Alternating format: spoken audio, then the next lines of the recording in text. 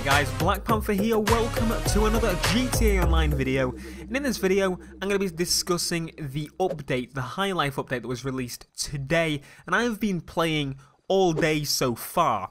Now this is by far one of the best updates, literally because they're adding in new apartments. The website for buying apartments and so on has been refreshed so you can see pictures of where they are on the map and so on. It just makes it so much better.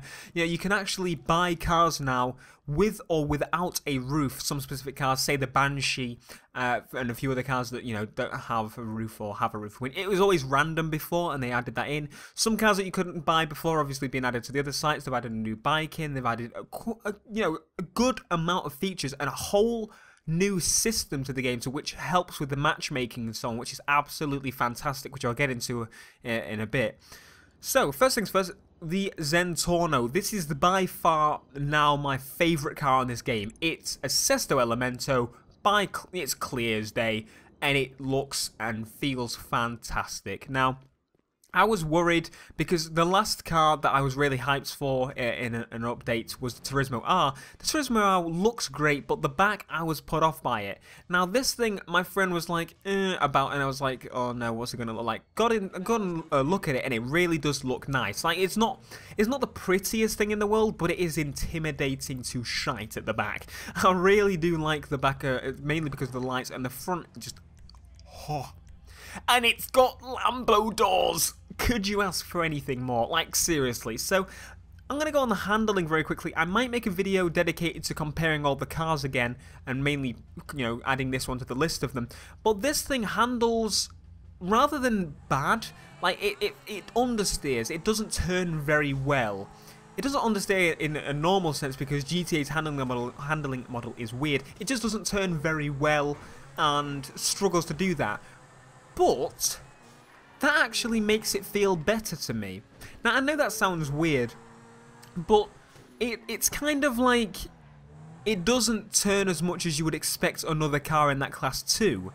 And that can be good, especially when you want to, I don't know, maybe when avoid traffic, you're more precise. The car doesn't slide as much. It's very controllable, yet it turns, you know, because it turns a lot less, and it's not snappy, and you basically have much more control over, I would say, even competing with the adder, because you all know I love how the adder flies about and stuff, and I just hit something. It like flimses about with the four-wheel drive, and it kind of slides everywhere. I like that in a way, but I think this car has it's a perfect match if you like the adder's handling, because it's something completely different rather than just a bit different like the other two, the Turismo R and the Entity. It sits somewhere all the way on the other side in a good way, and it's hard to explain until you drive it for yourself. Anyway, that's enough about that. The other two cars I've had a little drive with. The other one's just pretty much a copy and paste of the Aston Martin that was in it before. And obviously we got the SUV looking car, which is actually quite impressive and it's pretty nice, but I'm obviously not a fan of it because it just doesn't, yeah. So I may as well touch upon the Bullpup rifle. The Bullpup rifle is a pretty nice gun. It sits somewhere in the line with the other ones, you know, it's not a million times better, it's not a million times worse. Damage wise, it's slightly less than the special carbine that we got in the last content update, but it's also got a faster fire rate than the special carbine, so it sits somewhere in the middle of that and the carbine rifle. You know, it's going to fit somewhere, and it's just going to be another assault rifle at the end of it. It's good, but I mean, it's nothing special. You can buy it if you want to. That's all I can really say on it. I really wish, though, that they would add in maybe some, maybe a fully automatic or semi-automatic sniper rifle, maybe like a Barrett 50 cal kind of thing, sniper. Maybe some more special weapons, because we've got plenty of bloody pistols, we've got plenty of bloody assault rifles. Maybe a semi-automatic or a single-shot rifle would be fantastic to add in. But I mean, it's just another assault rifle that's fully automatic, which is a shame. Another awesome feature is you can now have two apartments or two properties as such. I went with getting myself the highest end apartment, and I went with a 10-car garage at the airport, so I can get a bit of a different distance between them. I was going to get one in Sandy Shores, but the issue is I can only get a 6-car garage in Sandy Shores, so yeah. So I got 10-car garage. I actually can't fill them. I don't know what to put in my garage, if I'm honest. I've got ideas of what I want to do, and yes, you can transfer cars from one garage to another. You've got to drive them to it. Unfortunately, though, I really would like to see this in the future. You cannot reorganize the positioning of the cars in the garage. I put my Sand King in the garage and it put it somewhere in the middle, and it was like, ugh. It's really annoying.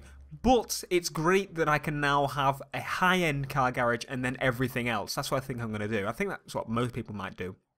So that's bloody awesome.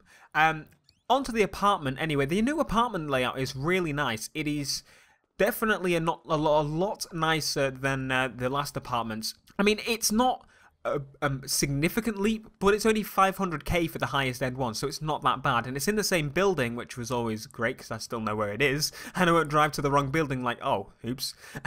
Although I do hate the highest end building because so many people wait outside with tanks. Always great. So, yeah, the apartment layout's pretty cool. It's not got anything new, really. It's pretty much, you know, people are speculating a pool table. I can't even remember if I didn't even look, but I don't really think there was one in there. And it's an apartment, and it's very nice. I like it. It's not anything wow, but I think it's a lot easier to get around than the last garage house, because there's no stairs and kind of changing levels to get to from one part to the other. But it's very nice. A couple of other quick features as well that was added and were pretty cool. Was the ability to send everyone to the garage when you go to the garage. So when you walk up to the door, it says everyone enter garage kind of thing, and everybody gets put in the garage if they're in your apartment, which is pretty cool. And you can also kick all people in your house at once, which is pretty awesome. So now probably for the most, you know, the most awesome part of this update to me, and I think anyone that really does play GTA Online a lot will be very, very thankful of this update. So basically there's a new system, it's a new stat, I guess you could say. It basically tracks when you're a psychopath. And it sounds fun, right? So if you go around killing, think like DayZ, if you're a bandit kind of thing. You go around killing players and killing players and killing players and just blowing up their cars and causing absolute havoc, it will make your marker for everyone else go red. You know, you'll be becoming a psycho, that sort of thing. Which I think is great, you know, it adds excitement to it, and I think the players that aren't psychos, if they kill you, they get a reward for doing so once you get to the like crazy psychopath mode kind of thing. And it's a kind of fun way to do it, but at the same time, it is a fantastic, sneaky little thing by Rockstar here. Basically, it helps with matchmaking as well. Now, if you are not an asshole and you don't go around killing people randomly, and if there's someone, you know, it's very... I think it's very, very thought out system. It's basically like the bad sport system before. If you were blowing up cars and so on, you'd eventually get set as a bad sport. This is more...